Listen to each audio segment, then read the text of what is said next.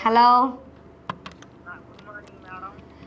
Good morning Veeranjaneyulu గారు, ఎలా ఉన్నారు? బాగానే ఉన్నాను మేడం. మరి ఏంటి సంగతులు? ఎవరికైనా విషెస్ కానివచ్చు, లేకపోతే సాంగ్ డెడికేట్ చేద్దాం అనుకుంటున్నారా? సాంగ్ మా చెల్లి కోసం సాంగ్ కావాలి మేడం. ఏ సాంగ్ కావాలి మేడం, చెప్పండి. బుజ్జి తల్లి మేడం. బుజ్జి తల్లి. మిమ్మల్ని అడిగినా మీరు ఇప్పుడు పాడర్లేండి, వేస్టింగ్. నేను మిమ్మల్ని అడగను. నాకు నీరసంగా ఉందిలే మేడం. మీరు ఇంతకు ముందు వీరాంజనేయులు గారు అని అనగానే ఎనర్జీ వచ్చేది, ఇప్పుడు ఎందుకు నీరసం వచ్చేస్తుంది? 3 రోజుల నుంచి బాగాలేదు మేడం. ఎందుకు, ఏమైంది?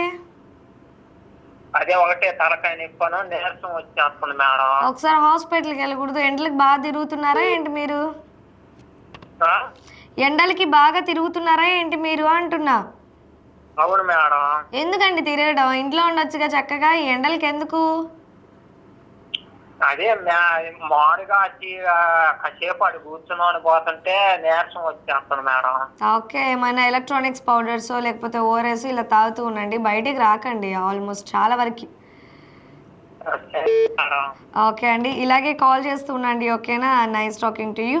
సో మీరు అడిగిన సాంగ్ డెఫినెట్గా మేమైతే ఇఫ్ పాసిబుల్ అయితే ప్లే చేయడం అయితే జరుగుతుంది అనమాట.